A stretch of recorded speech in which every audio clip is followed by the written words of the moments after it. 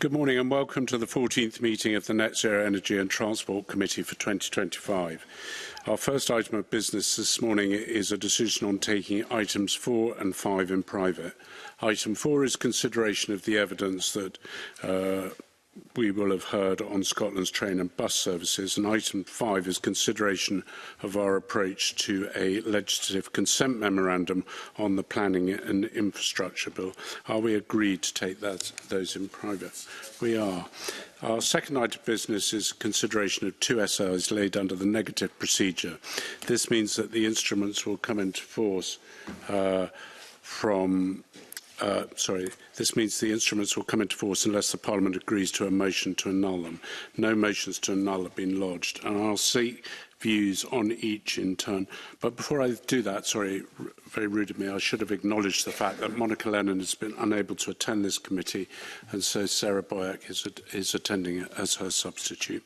So moving back to the SSIs, first is the environmental protection disposal of polychlorinated biphenyls and other dangerous substances, Scotland Amendment Number 2 Regulations 2025. This instrument revokes and replaces the identical regulations which we considered on the 11th of March. This new instrument is being made because of what the government considers was an error in the way they handled the consultation responses, which is now sought to correct. The Delegated Powers and Law Reform Committee has drawn the instrument to the Parliament's attention because it didn't meet the requirements to be laid 28 days before coming into force. In this case, the instrument was laid on the 18th of March, but partly came into force on the 30th of March. When an instrument breaches the 28th day rule, the Scottish Government is required to provide an explanation, and this is being provided at Annex B to the class note. Does any member wish to make any comments on the instrument?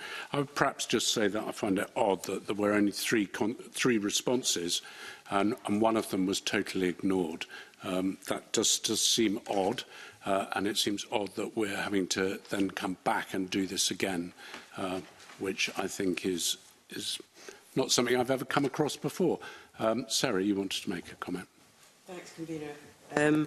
I would very much agree with you. It felt very odd that there were so few consultation responses and one of them wasn't considered. The other thing that would have been helpful would have just been a bit of a note on how this impacts on people's daily lives in terms of what sectors are actually going to be implemented, but I don't object to the statutory instrument. Thank you.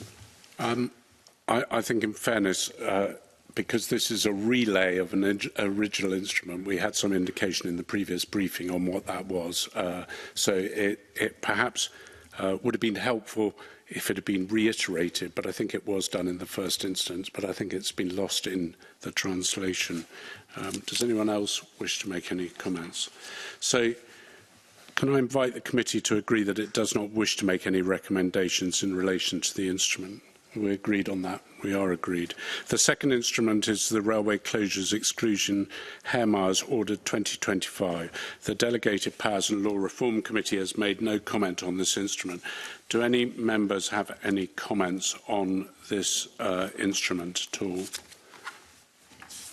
The only comment I would say is, and we have had clarification, the Cabinet Secretary has confirmed that there's no BERA is necessary because it has no effects on the Scottish Government and local government. And I'm assuming that's because it's part of a bigger scheme rather than just the smaller scheme. But it would always be helpful to have information on that. Does any other member wish to make a comment? There's no other comments. Therefore, I invite the committee to agree that it does not wish to make any recommendations in relation to the instrument. Are we agreed? We are agreed. Thank you. I'm now briefly going to suspend the meeting to allow our first panel of witnesses to be seated.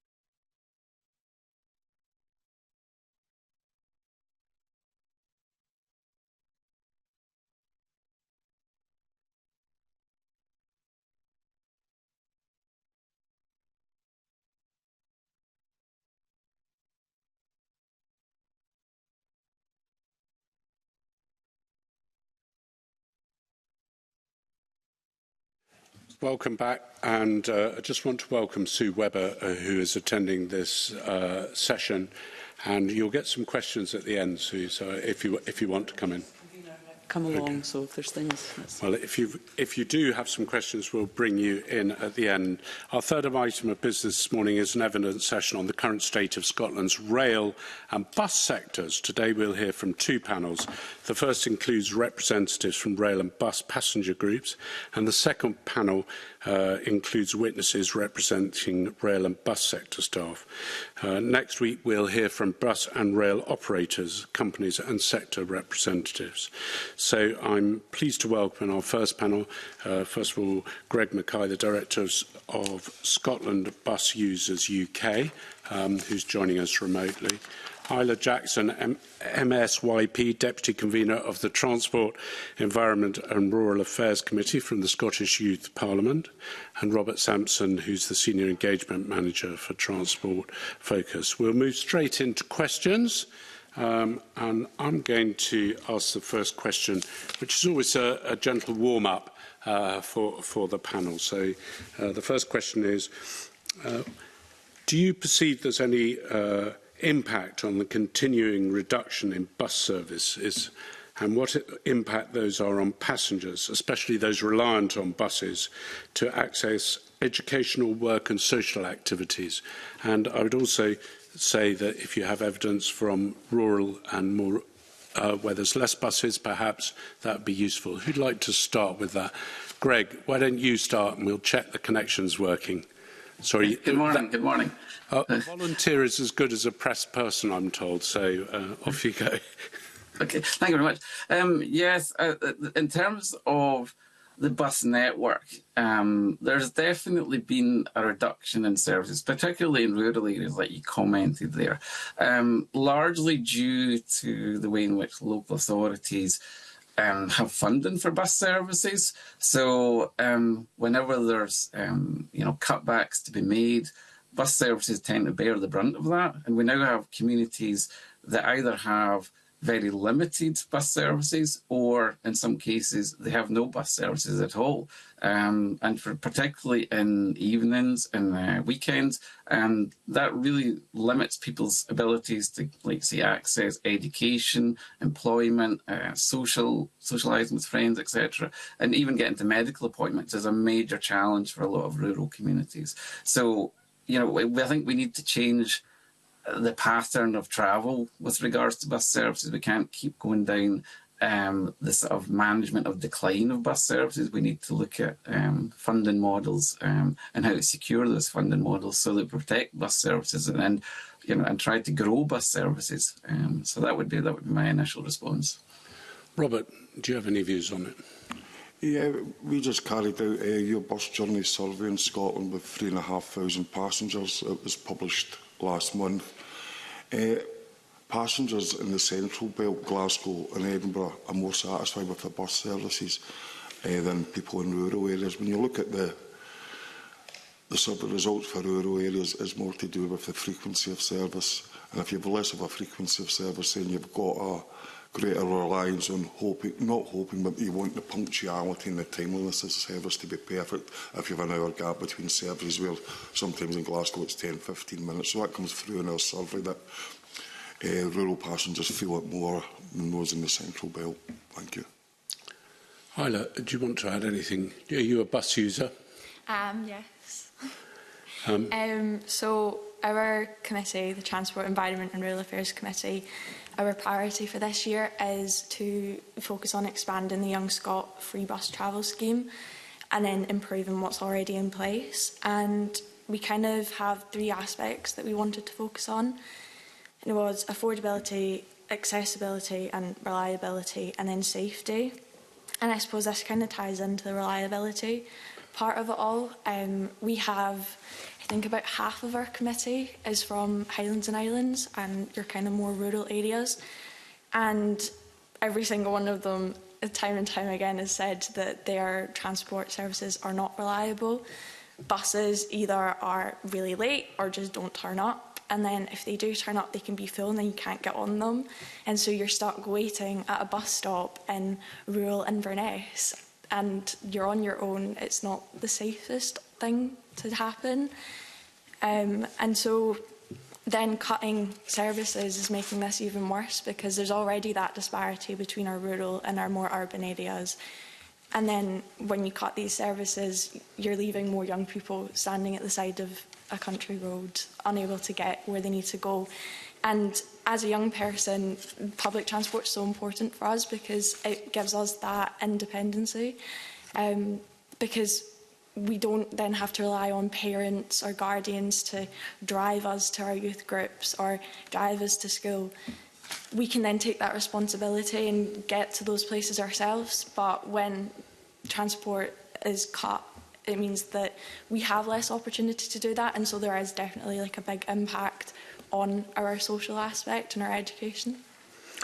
And was there any comment made about the quality of the bus stops as well once you get into rural areas? I mean, some of them seem to face into the prevailing wind and rain, which doesn't kind of work for me, but I wondered if you had any comments on that. Yeah, we've heard so many horror stories about people standing at the bus stops and like literally their toes are on the road because there's not enough space at the bus stop, or time and time again we have lots of people in our membership that are wheelchair users and they can't get onto the bus because there's no level access, and then often bus drivers aren't equipped to deal with those kind of situations, and so it just kind of creates this atmosphere where young people don't feel like they can use the service that's there for them.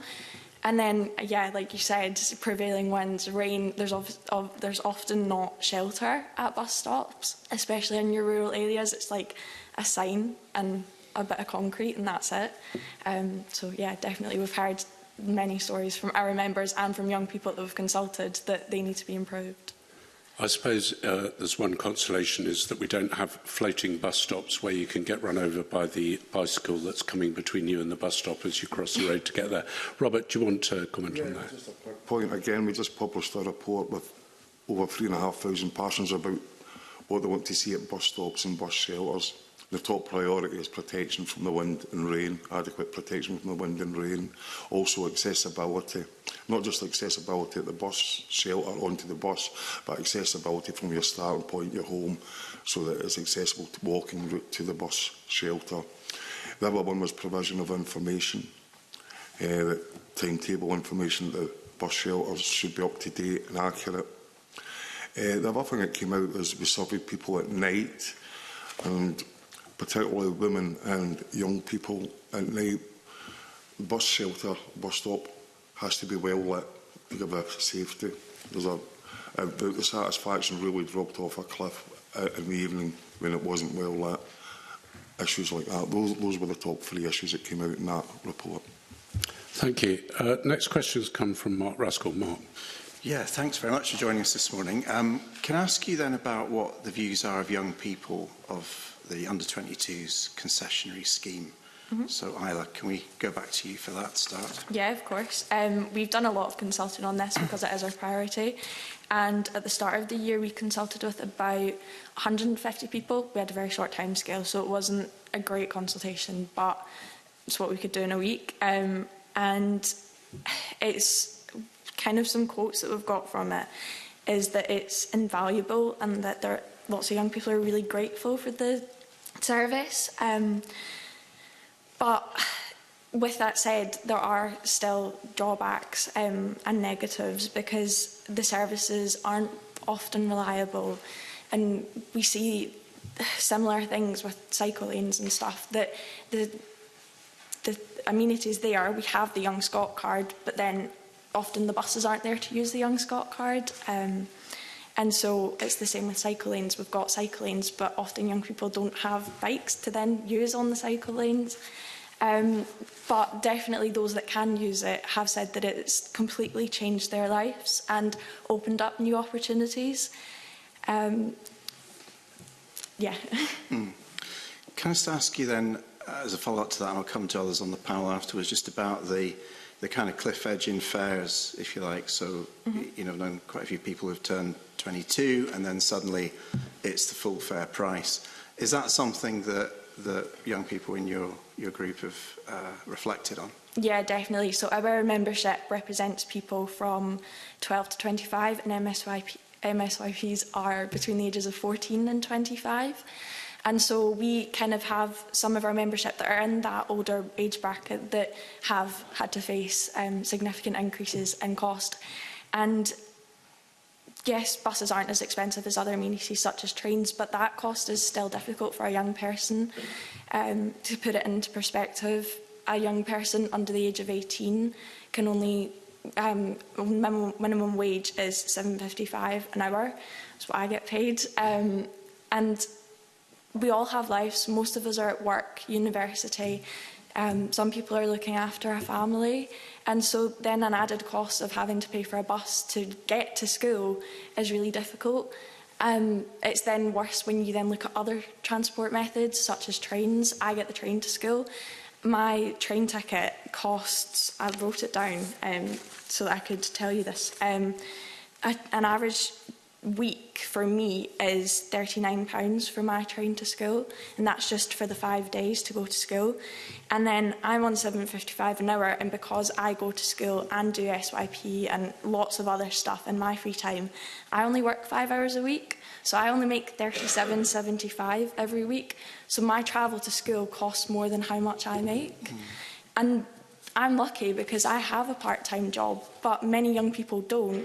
And so you have this amazing service and this Young Scot card, which gives you that free travel and that opportunity to go places, go to school, go to that youth group. But then when you turn 22, it completely changes. If you're still at university, you might not be able to work. And then if you're having to travel into university, when you're not working, you're then losing money so quickly. And SAS doesn't pay for everything, your student loan doesn't cover everything, and so it does become really difficult. Yeah, thanks for that. Greg? Yes, in terms of the under-22 scheme, obviously it's been massively transformational across Scotland, allowing young people to access education, access employment, things like that. But as Eileen said, you know, there's a lot of places where there are no bus services for people. It's all very well having the under-22 card, but there's no bus services in the evenings or, you know, later on a Saturday, for example, to get where they want to go. But yeah, there is a big concern about the cliff edge in terms of fare structure, that when you come out the under-22 scheme, you know, what have the bus companies got available in terms of ticket offerings to reduce that sort of impact from going from a travelling at free point of use to then having to pay full fare. And I believe, you know, the bus companies are certainly looking into that in terms of what they can do to try and offer sort of fares between maybe 22 to 25, to encourage bus use further once the scheme is ended, to look at, you know, multi-operator tickets or even multimodal tickets to see what can be done with bus and train, etc. So there is definitely work in the background in regards to that. And I'm sure when you hear from the industry later on during this process, they'll be able to update you further and things like that. Robert, do you want to add to this? Just briefly, in the survey that I referenced earlier, we can split it down into age groups, age 16 to 25. Now, this is a snapshot of passengers who are actually using the bus, but from the people who use the bus in that age group, they're far more satisfied in Scotland, at 85% overall satisfied, than in England and Wales. And a contributory factor to that, obviously, is a concessionary fare. Yeah. Okay, thanks. Just delving into that a bit more, I seem to remember when I started in the REC committee in 2016 that we were looking at concessionary fares travel costing about 193 million. I think we're progressing now to this year is to £405 million, which is a huge chunk. But that's come at some expense because the network support grant has reduced from a figure of £48 million a year to about £13 million a year. So those people that have buses are getting to use the concessionary fares. Those people in rural areas where they don't have buses and there aren't so much use of concessionary fares are not getting the network support grant. Do you think we've got that right, Robert? There's a number of things you have to look at there. The 16 to 22 is that you'll hear from industry later, what mechanisms are they putting in place once they turn 23 to actually keep them on public transport rather than go to car or other modes, and that will help revenue growth. What comes out in our survey as well about the network support grant is about timeliness, is about punctuality. The biggest barrier to, the biggest negative aspect is punctuality for passengers, and that's about bus priority measures and network support. If you can actually fund improvements in making buses more punctual, then you'll benefit more passengers overall. And one of the barriers to modal shifting to use bus is the perception out there that buses aren't punctual or reliable. So if you have actually better priority measures in place to make buses more punctual, more reliable, more timely, then you overcome those barriers and you get more people using bus. I kind of understand that, but the network support grant there is to help the rural areas and areas where the commercial bus services aren't perhaps as able to cover their own costs. And we're seeing that being reduced, which means less buses in those areas. Concessionary travel going up in areas where, say, maybe larger urban conurbations, where more young people are using the buses because there's more bus services. But those people in the rural areas don't get the grant to make the buses available. Do you want to comment on that, Greg? It just seems we've gone completely over the top. I don't know. Yeah, I'd say, again, it comes back to the funding model, the way in which a lot of the services we're talking about in the sort of rural environment, the vast majority of them are supported services under contract because, like you say, they're not commercially viable services. And because the local authorities have less and less money in their transport budgets, these services are ultimately the ones that get cut the most. And the NSG, I would say, therefore, isn't working correctly because the whole point of that fund is to ensure that these services are there, but they're not because the local authorities do not have the transport budgets. And because home to school is obviously the requirement that the local authorities have to provide, but anything above and beyond that, it isn't. So they can be cut, you know, when money is required from transport budgets. And it's unfortunately that's the bus services that bear the brunt of it. So yeah, the NSG, I think, isn't working as well as it should do in terms of making sure that rural bus services are protected in that respect.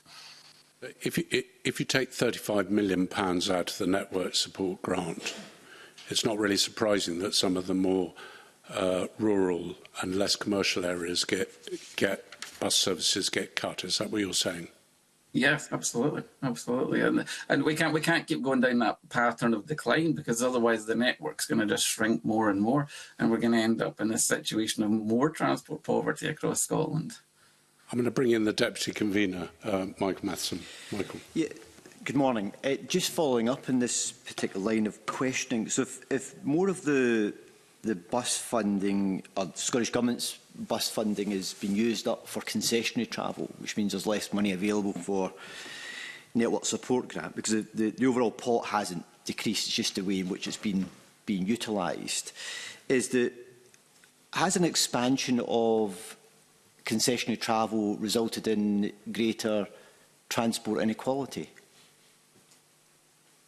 I'd probably say yes to some extent because the concession card scheme has obviously really blossomed in the more urban areas and therefore the bus companies have had to satisfy that increase in demand and capacity in a lot of areas.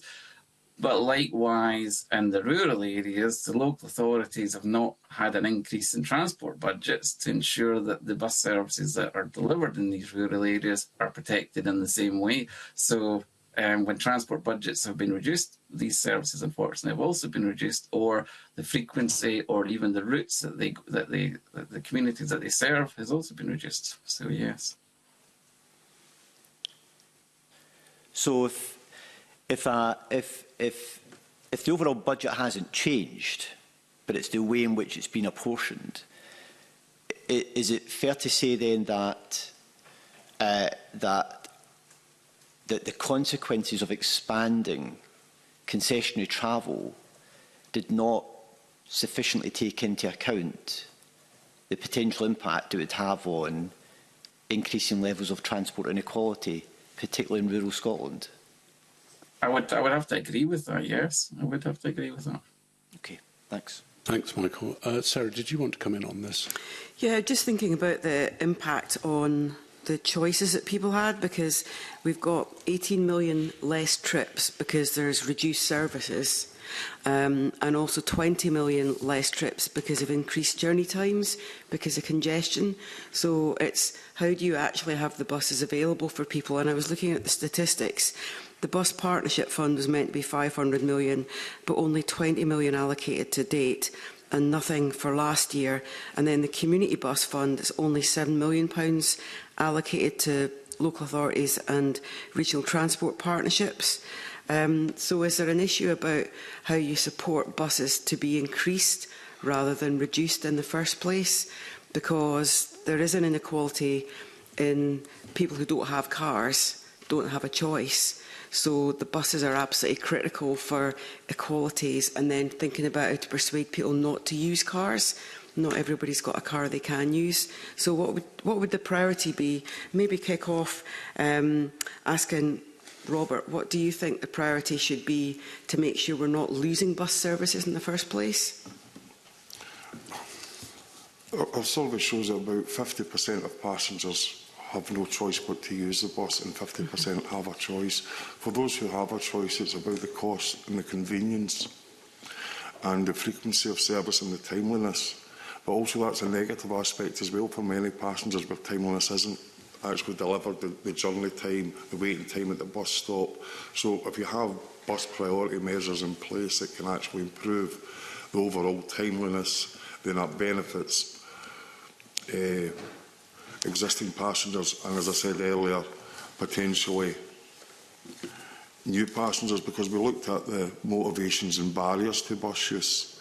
And for those people who have a car, I think it was about 50% in our report, there's nothing you could actually do to actually persuade them to actually get out the car onto a bus. But 50% can and would look at it. And the thing about that is easy to understand fare systems, good levels of punctuality, timeliness and frequency of service are the drivers and the barriers to overcome to actually improve the number of trips.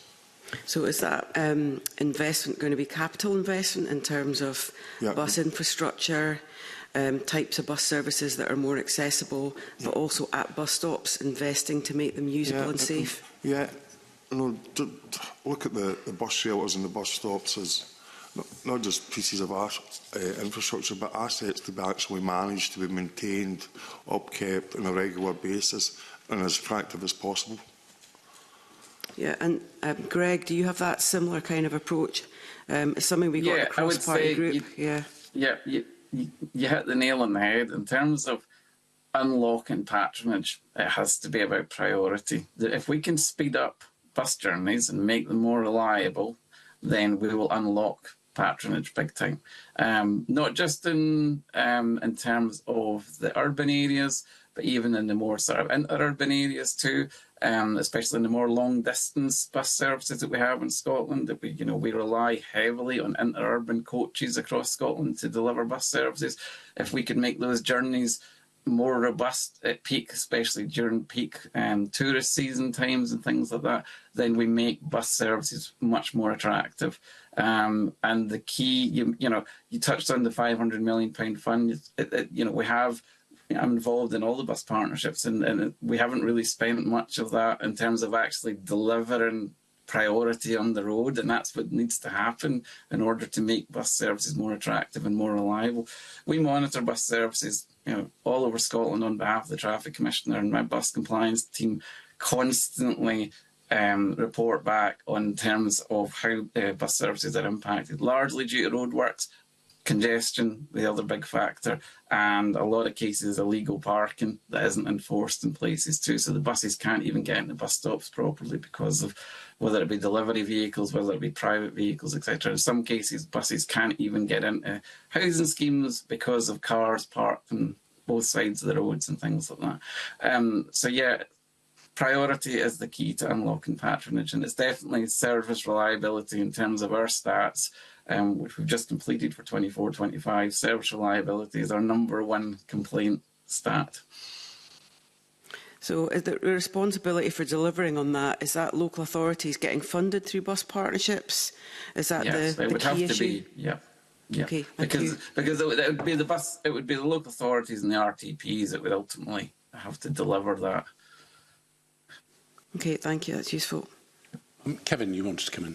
Thank you, Convener, and I'll stick to the bus priority measures first of all. And I should say at the very start, I don't drive, so I rely on public transport, including buses. The Convener doesn't like me to be too parochial, so I won't go into great depths about my own city of Aberdeen. But bus priority measures are often severely unpopular, mainly because they are not explained. There is no sound reasoning put forward for the changes in priority, and often there is not the right level of consultation to bring people on board. How do we improve that? How do we get rid of that unpopularity? How do we take folk with us to increase the patronage on buses? So we'll go to Greg first, please. That's a very good question. I think we need to make bus much more attractive as a mode of travel. And now, even if you look at the investment, what does that mean? What does that mean? What does that mean? Make it more attractive. What does that mean? It means that it doesn't look as though a second-class mode of travel compared to train. It needs to be on the same level as what train is viewed upon by the general public.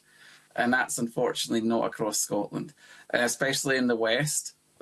Bus is often viewed as a lower form of travel compared to what it is in Edinburgh or other cities. So it's changing that perception of bus. And the industry is doing a lot. How do we change? Greg, you said we have to change that perception. How do we change that perception? Well, that's what I'm just touching on. Because of the industry has had investment massively in EV buses recently. So both in, across Scotland, there's been a massive improvement in terms of the quality of fleet. And that's a step, because a lot of people's perception of a bus is that it's old, it's slow, it's smelly, etc., etc. Whereas you put them in an EV bus now, and they're like, "Wow, this is nothing like what I thought a bus would be like." We've now got EV coaches operating in Scotland, the likes of Edinburgh, etc. Stagecoach have got new EV coaches.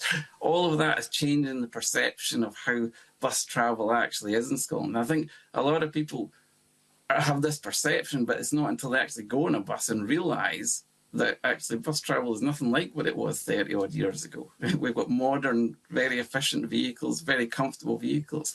But we need that infrastructure to be in there. So if somebody's sitting in their car for constantly in traffic and buses are zooming by in the bus lane uninterrupted to get into city centres, etc., then the light bulb will go on that actually bus travel is a good alternative and a lot less hassle, because you don't have to find somewhere to park, etc. And it's changing that impression and sort of what bus travel actually is. Robert, please. Yeah, just one of the points you mentioned.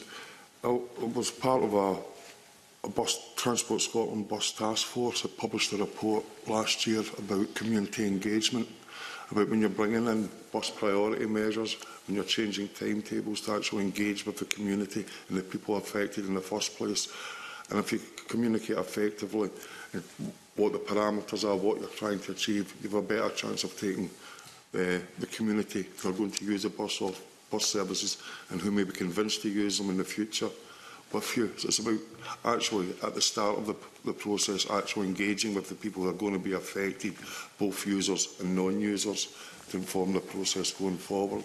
From your survey, do you have examples of good engagement with bus users in certain parts of this country and bad examples from others? Is that questions that you ask? That question's not asked. It's just a snapshot journey of the journey you're actually making, about reliability, about value for money of the fares.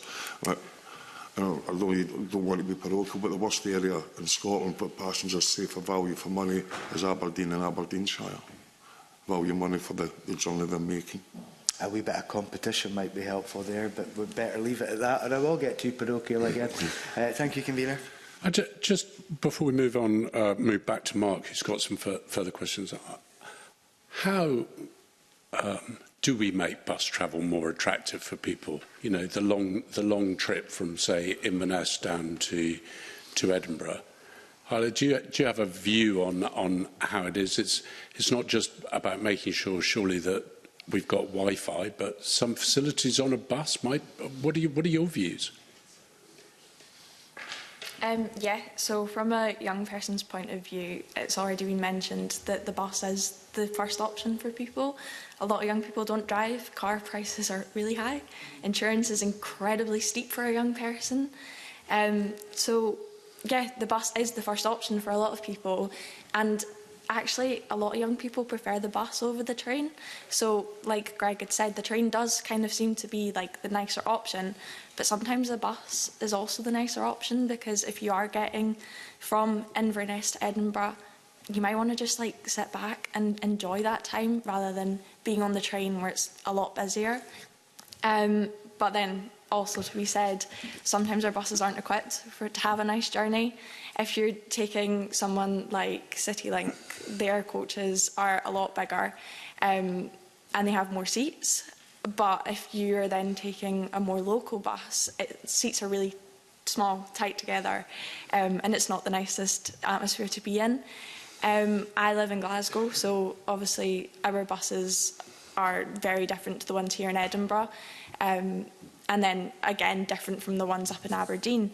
But I think in general we just need to make sure that the amenities that people need are there. So if it is a long journey from Inverness to Edinburgh, there's got to be a toilet on that bus, because how often does that bus stop and how long does it stop for? You don't have time to get off to go to the toilet, and you don't want to be sitting on a 4.5 hour bus needing to go to the toilet, because that's just going to make it horrible.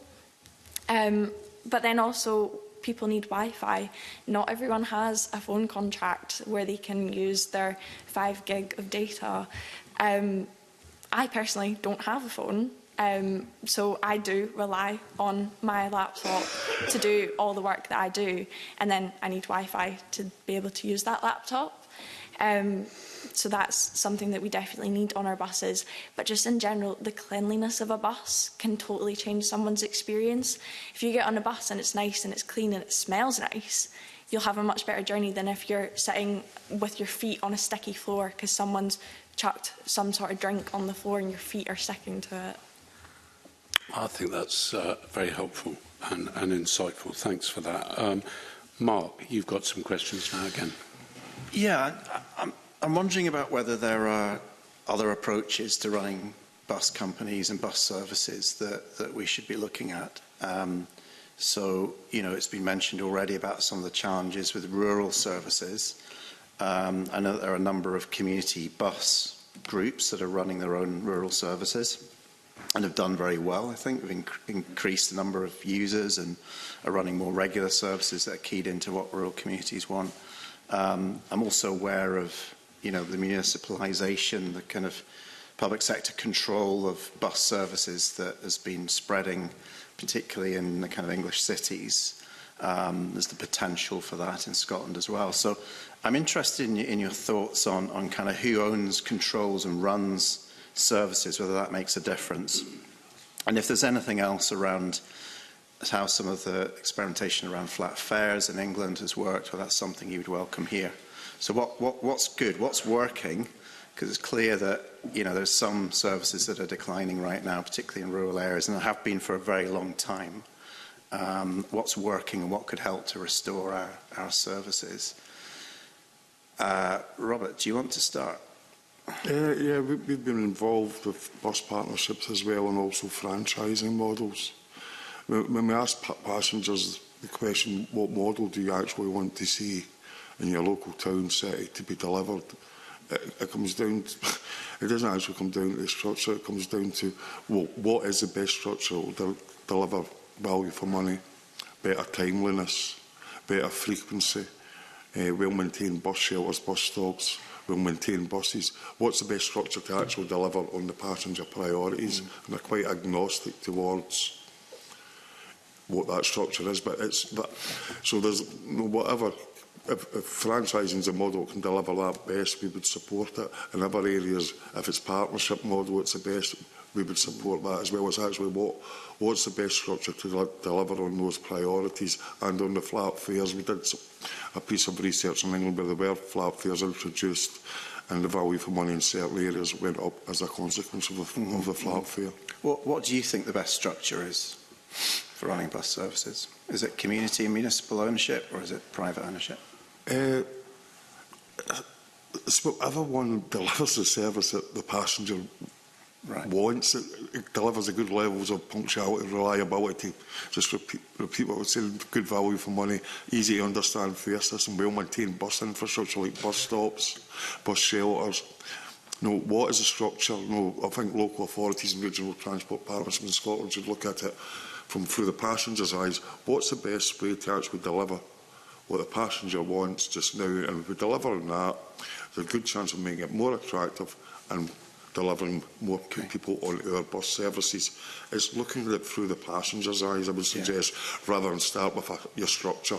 Start with what we want to achieve and what's the best structure to actually meet that. And we're pretty much agnostic towards whatever structure it is. It's the passenger priorities that's paramount for us. Greg? I'd have to echo what Robert says. Ultimately, it has to be about the passenger, and it's not just the passengers we have right now, it's the passengers we want in the future too, those that are in their cars, etc. In terms, the only sort of caveat I would say is that it doesn't matter who owns the buses, they'll still be stuck in the same traffic that we have right now unless we have priority measures. If you look at Edinburgh, for example, Lothian buses, they have all the same challenges that First Glasgow has, First Aberdeen has, roadworks, congestion, lack of priority. It's exactly the same issues. So if we want to tackle in terms of proven bus services, then we need the ownership model is not the priority. The priority is to make bus services more reliable and more robust, and to make them the default choice for travel, and not being able to drive into towns and city centres as easy as they can currently. It should be public transport should be the default, whether that be rail or bus. And on fare caps? And on fare caps, the warning would be when that ends, because you're always going to have winners and losers. If it's a trial period, for example, like we've had in England, and when that ends, the cliff edge then happens and it goes back to a much more expensive fare. Likewise, if it was a permanent arrangement, let's say you had a fare cap across SPT's region, for example, then you'd have winners and losers on the borders of SPT's region. And because bus services don't stick to borders, bus services travel across local authorities and RTP areas. So if you're going to look at a flat fare, then you would have to look at how big that flat fare could be to capture as many bus passengers as possible. But what I will say is that, like Robert, we've just analysed all our complaint statistics for the last financial year just there, and ticket prices are well down our list. And that's not just in Scotland, that's across England and Wales. Ticket prices are not an ultimate priority. Now, whether that's because, certainly in Scotland, the concession card scheme, both for under 22 and 60 plus, a lot of our passengers already access that. So the number of fare paying passengers is relatively small if you're looking across the whole population. But as I said, the priorities are much more in terms of sort of driver staff attitude, i.e. frontline staff, the customer services that people, whether the driver has good customer service, whether it be the bus station staff, whether it be the contact centre staff when people complain, etc. And ultimately, it's the service reliability. How reliable is that bus service? When they go to get that bus service, does it turn up when it's meant to? And likewise, the actual journey time of that service that they're on. Does it get them to their destination when it's meant to get them to their destination? They're the key priorities that come through our complaint statistics. It's not ticket prices. Okay, Isla? Yeah, I feel like I'm just going to echo everyone's sentiments, but I'm not a transport expert. I'm a transport user, and the young people I represent are transport users. And so when we talk about what is a good journey, it's what journey made you feel safe, what one was accessible, reliable and affordable. And it's these same 4 key aspects that our committee looks at. And when we talk about making buses and that bus journey more appeasable to a young person, we need to look at what journeys were good journeys and why were they a good journey. So, for example, start-up trial buses. There was one that I was kind of involved in with Loch Lomond in the Trossachs National Park. Oh, yeah. They ran a scheme called the Trossachs Explorer, and it was a new bus that went through this part of the national park that has no bus routes whatsoever. So that community is completely isolated from the rest of the park, and everyone relies on car travel because, again, they don't have rail lines. And so as a young person living in that area of Scotland, you're completely isolated from social opportunities that aren't within your immediate area. And when the National Park introduced this bus route, it was absolutely, it was amazing for locals, but it also increased tourism in that area of the park, because tourists can easily get into Balloch, which is the kind of southern edge of the national park, and then they can get a bus from Balloch out to Balmaha. And those are your more kind of popular areas. But this whole other side of the national park was completely isolated, and by introducing this bus route and putting it on social media, advertising it on Instagram, which is where young people are, that got more young people to use that bus and to then take those transport routes to go to new places and take part in social events.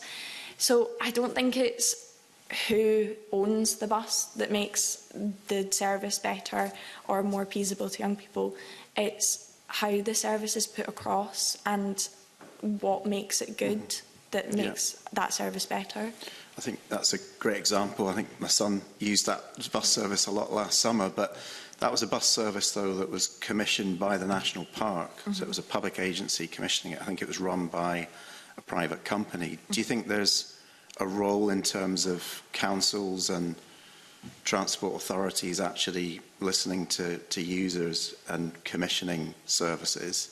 Yeah, or should it just be left open to the market? Because that service hadn't run for many years, and I think it took the National Park to step in to make it happen. Yeah, I mean, we see time and time again when these kind of things happen, there's such a good, positive public engagement with it. And when we had things like reduced fares on trains, more people were using the trains. The statistics are there that when you put in these measures to make public transport more affordable, more accessible and better for people, people are going to take those opportunities, because getting a car into the centre of Glasgow is difficult. It takes ages.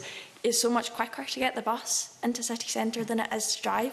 So it's easier and it's quicker. Why wouldn't you take it? And so you're kind of, rather than thinking about how do we make it better, because those services are in place, I think your first step needs to be, how can we get more people to use the service that's there already? And so yes, making it better is one of the things that you need to do, but you also need to just encourage this behavioural shift, because young people, from a young person's point of view, want to be more environmentally friendly.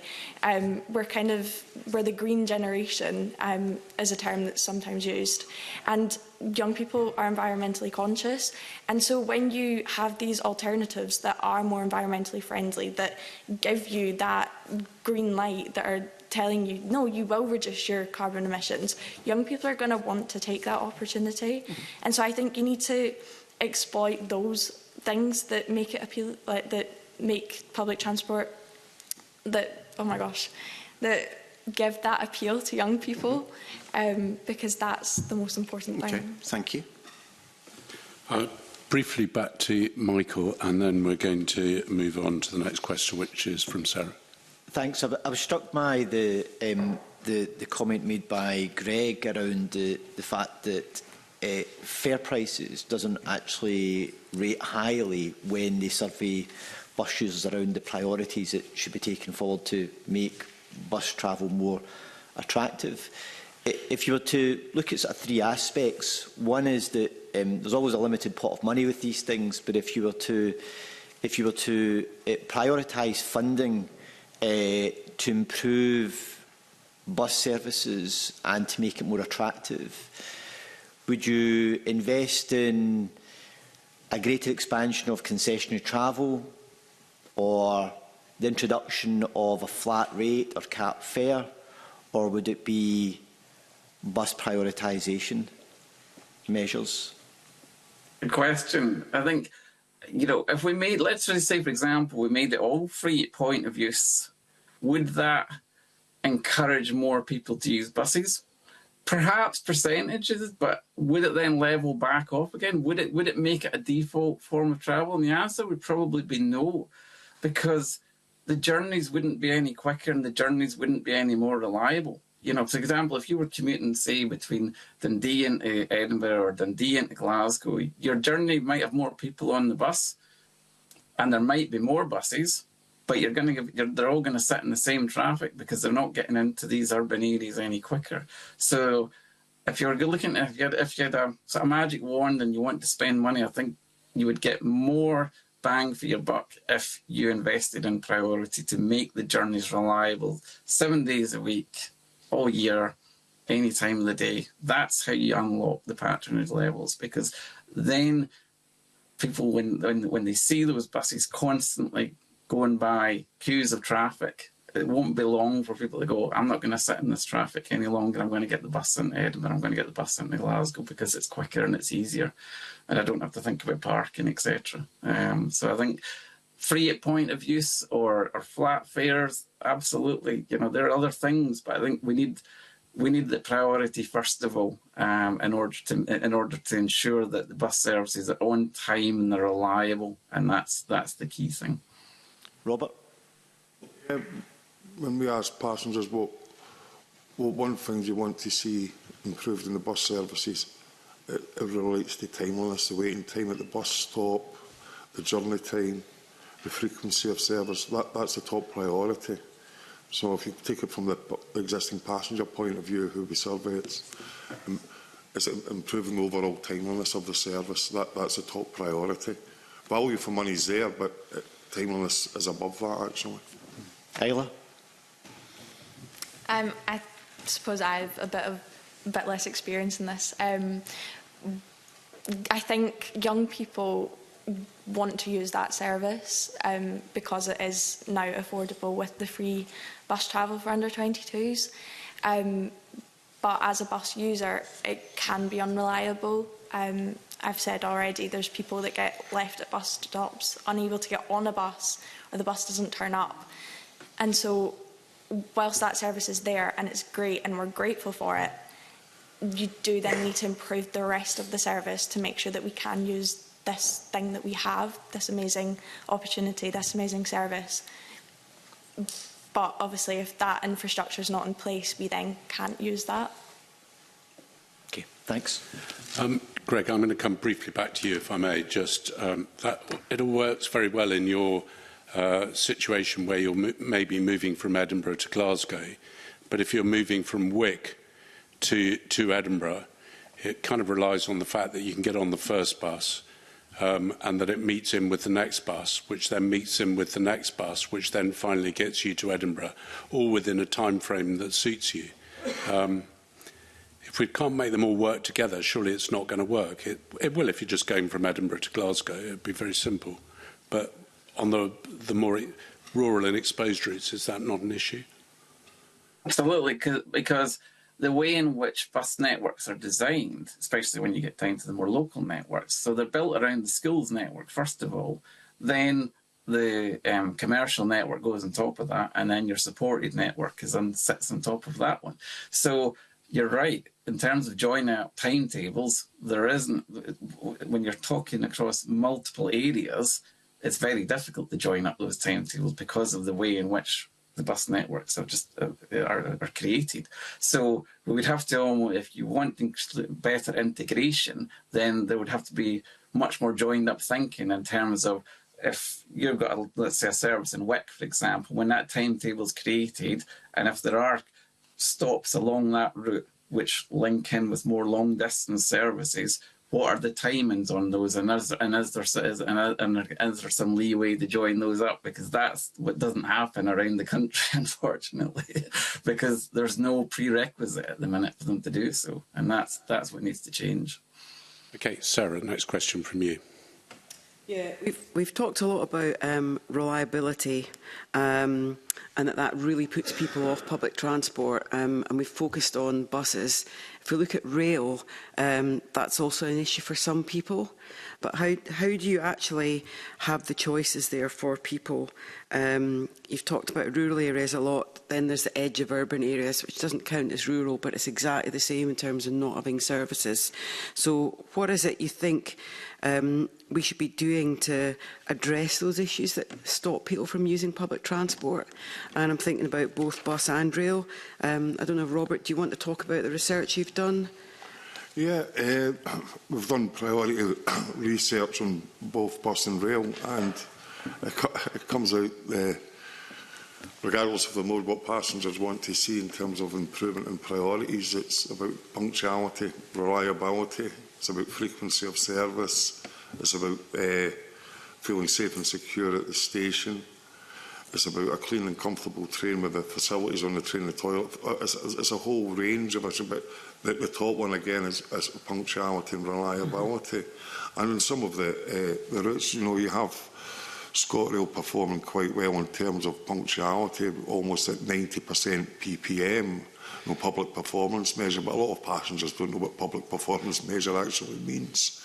But when you look at the envelope of that, some of the rural services, such as your Obans, your Fort Williams, your Wick services with a single line track, the punctuality measure there, the PPM, is well below 90%. It's about 70, 80%. So within that overall acceptable figure, there's some routes that are performing not as well. And when you have that, then that's a barrier to using the service.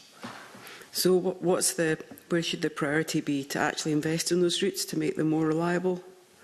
The priority should be to where does it improve, where does it give the reliability that passengers can have day in, day out. They turn up at the station knowing the train's at 8:10 in the morning, it's going to arrive at 8:10, it's going to get to their destination. Whether it's a short journey, 40 minutes later, 30 minutes or an hour and a half's time. It's about giving that predictability. And once you have that, then there's other factors you look at to actually improve the overall journey experience. But it's the punctuality and the reliability is a top factor for passengers. And just thinking about less passengers using trains and buses, obviously COVID had a big impact. You can see some of the stats have bounced back since, but what are the other things that you need to look at behind reduction in people using buses and trains? It's about having an attractive ticketing option, such as, you know, you have the flexible season ticket now for hybrid workers, where you can have some working 2-3 days a week, you can have 60 journeys on a flexible ticket.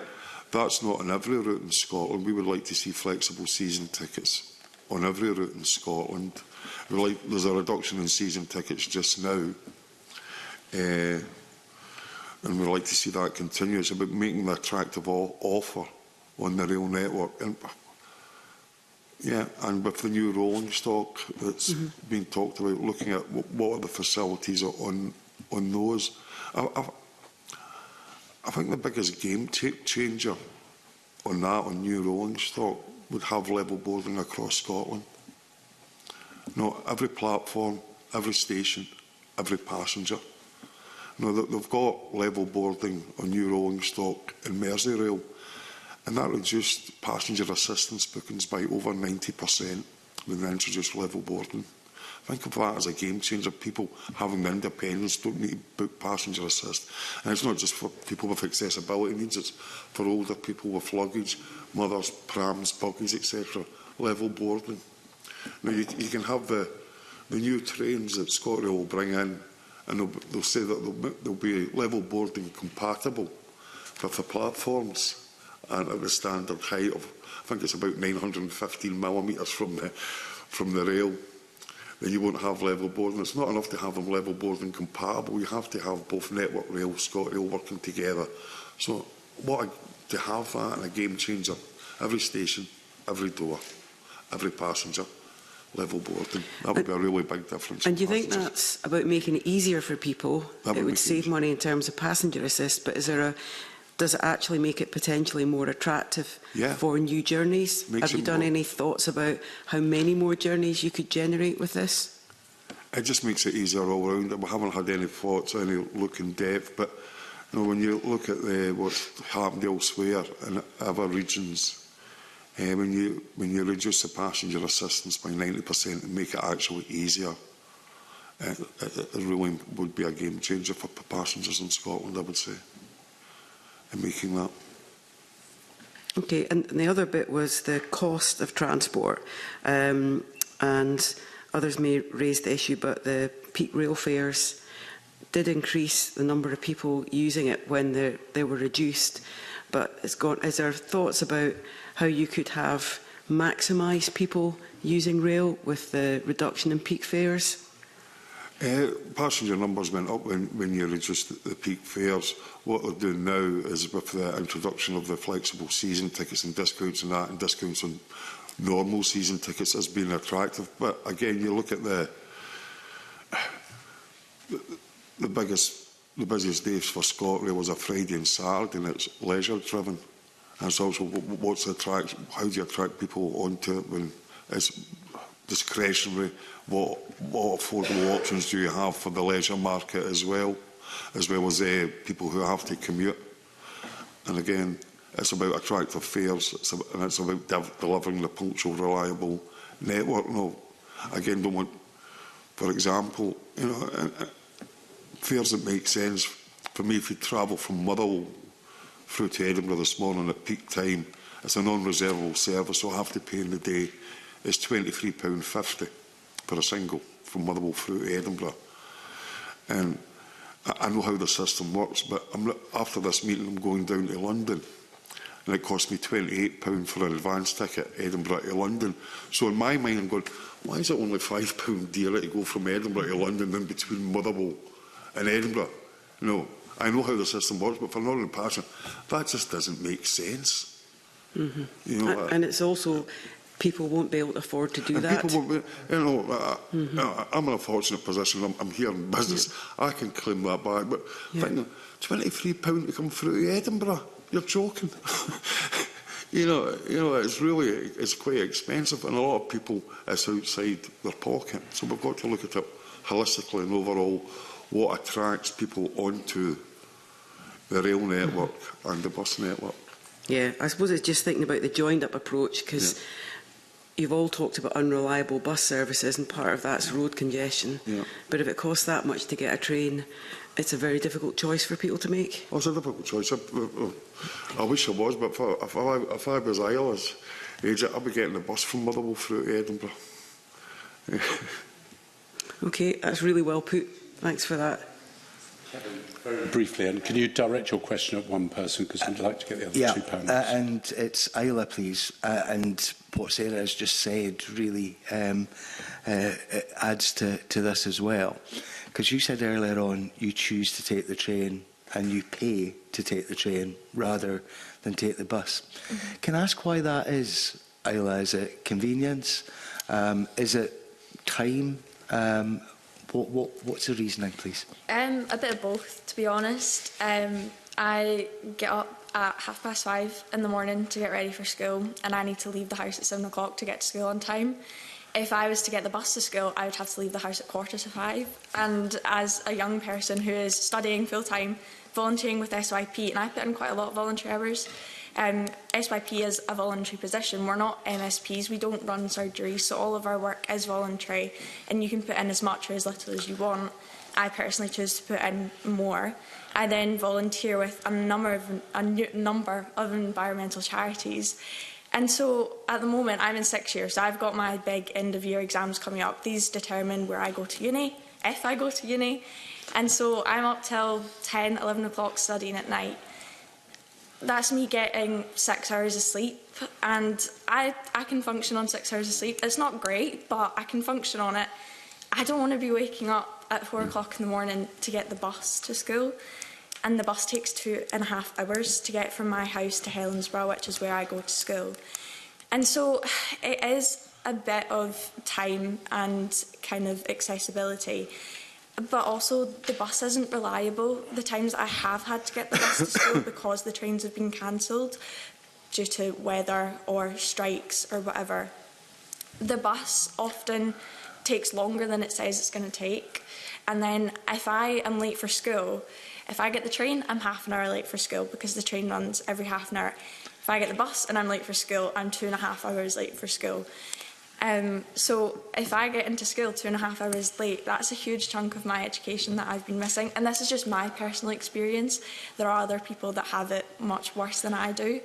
And so that train is a valuable service for me, but it is insanely expensive. And my parents don't pay for my train travel, I pay for my own train travel. And so when that's coming out of my own pocket, as someone that doesn't earn very much in a week, like I've already told you, it is difficult. I'm lucky that I worked over the summer and have some money that I can take out. But lots of young people don't have that opportunity because they are in full-time education and they can't work, or they have other responsibilities. We have a large percentage of our membership that are young carers, and so they've got other responsibilities on top of education, so a social life, that they then can't afford to take train travel, and so the bus is the only option to them. And when we have this disparity where the train gets me to school in 40 minutes and the bus is 2.5 hours, young people having to choose between losing money or getting to school late. And that's not a nice choice to have to choose between, especially when you don't have the money to then make that choice. Thank you. If it was a choice for me getting up at 4 o'clock or 5:30, I'd be paying for the train as well. Thank you, Convener. I think most of us would join you with those thoughts. Anyway, Douglas, can I just say that I've got about 8 minutes left for this session. If you want to ask your 2 questions, and that, just so I can bring Sue in if she wants a question at the end. Okay. Thanks, Convener. Yeah, no pressure. It was mentioned about ScotRail's new rolling stock, Robert. You mentioned level boarding would be one feature that may encourage people to move from car to rail.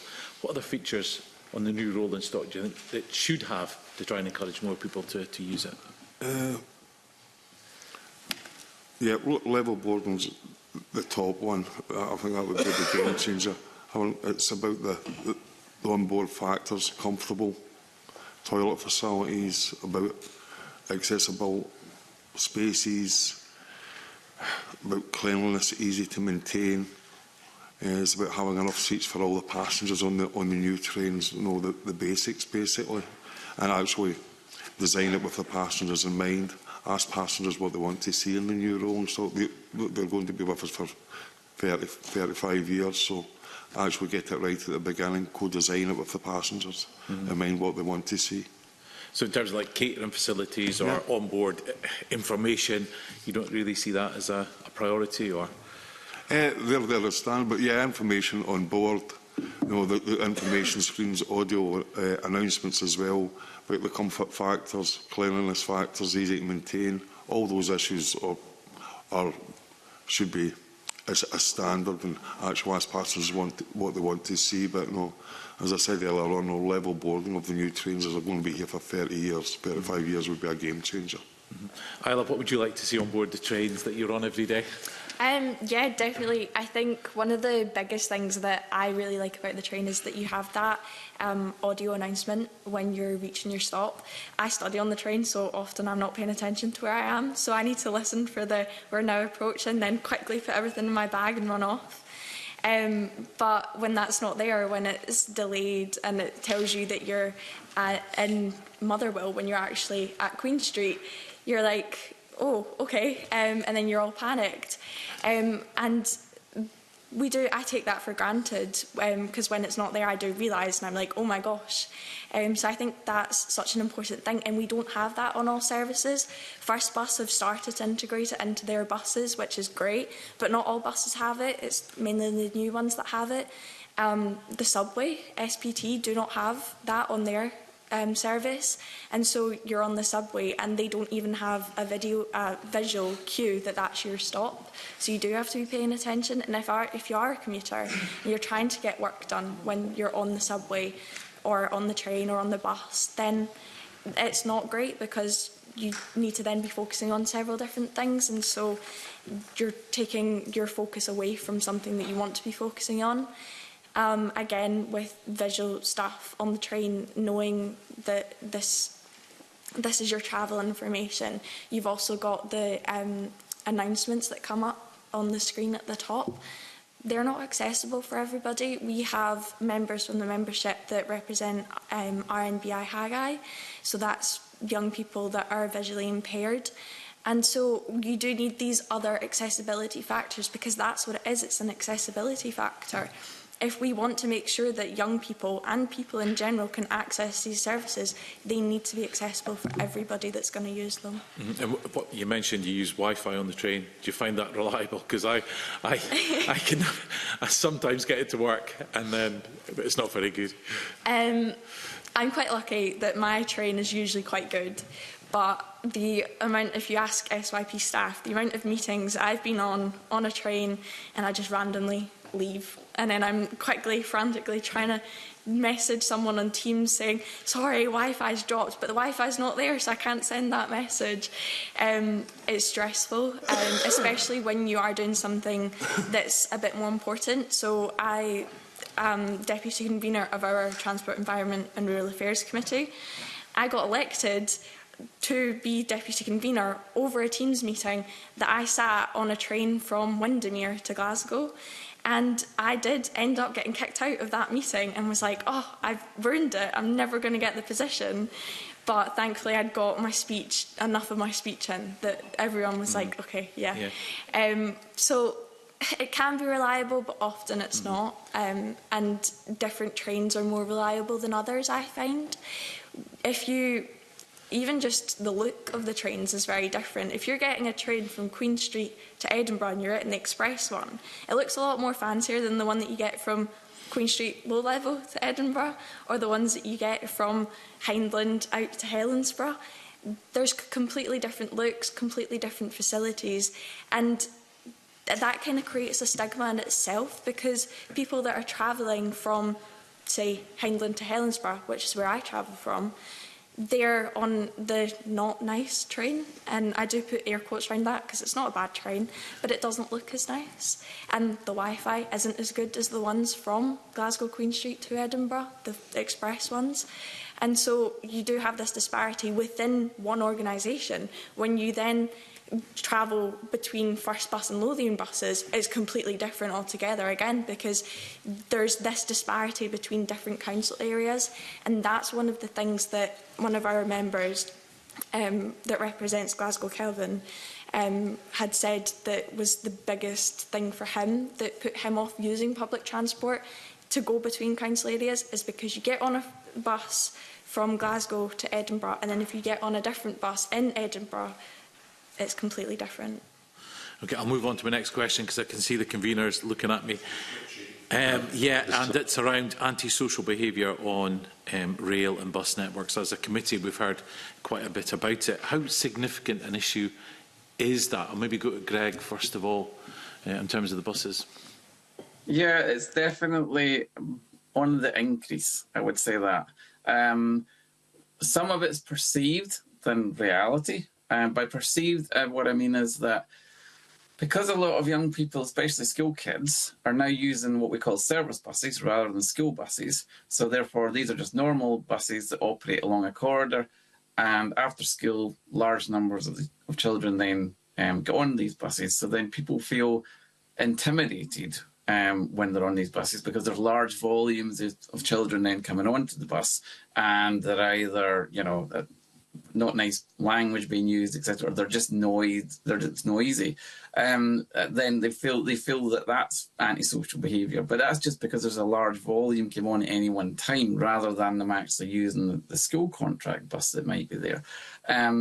However, in the evenings and weekends, you have antisocial behaviour on buses. That's why bus companies have had to take measures in order to protect their frontline staff. For example, the Stagecoach in the Highlands, brand new coaches operating between Elgin and Aberdeen, Inverness through Elgin, Aberdeen. They had to put screens in to protect their drivers on brand new EV coaches.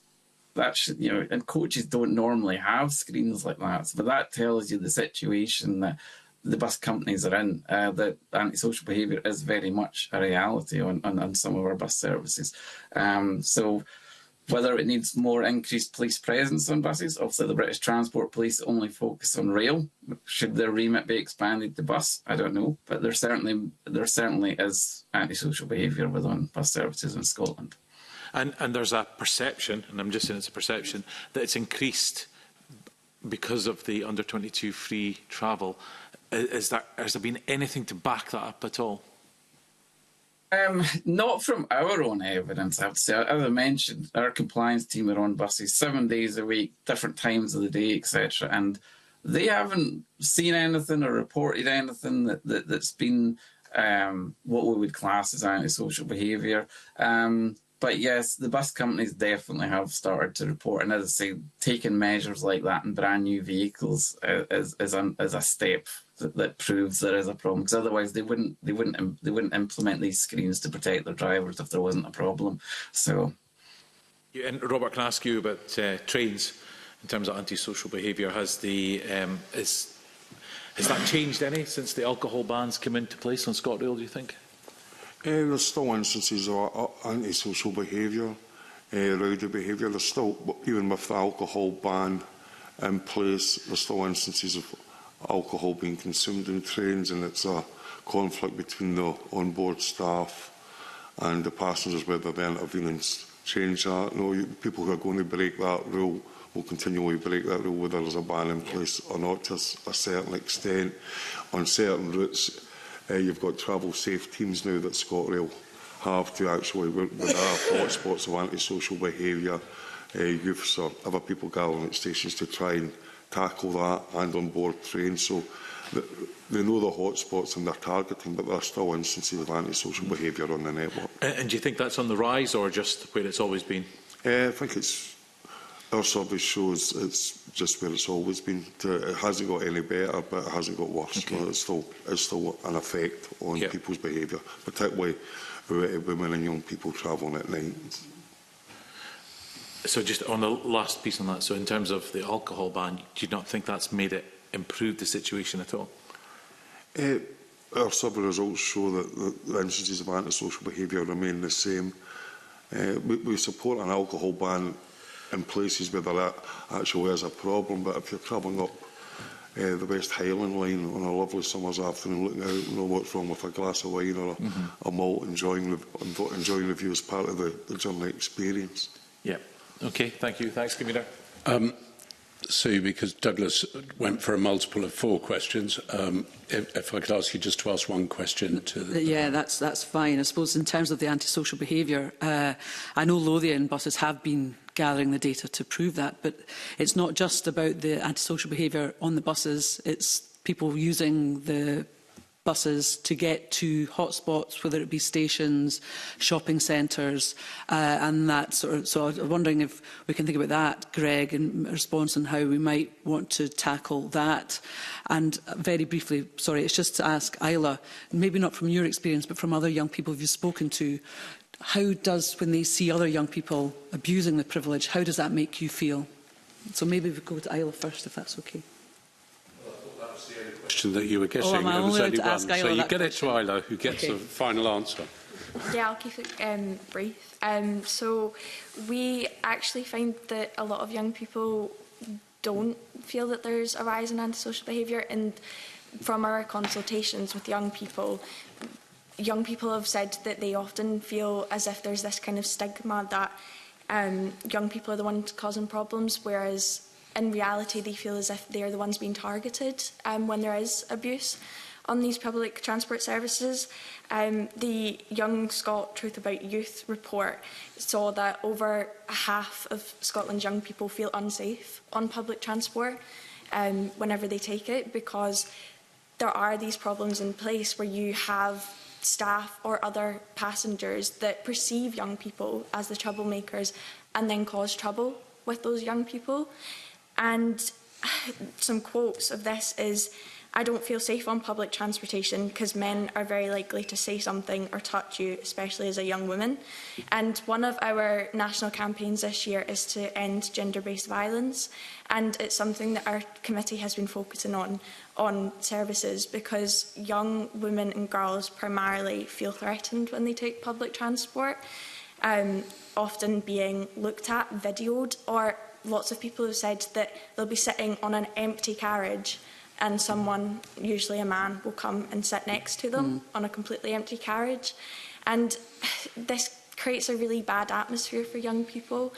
And then we have these conversations where we're talking about this antisocial behaviour that's supposedly caused by young people.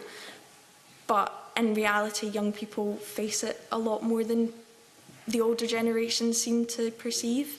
Thank you. That was that. And that neatly brings us to the end of our session. So thank you very much, or this part of the session. So thank you very much for the panel for giving evidence this morning, and for travelling in various modes of transport, from, I think, buses to trains, so, or even remotely, Greg, in your case. So thanks very much, and I suspend the meeting for 5 minutes to allow a changeover of witnesses. Thank you.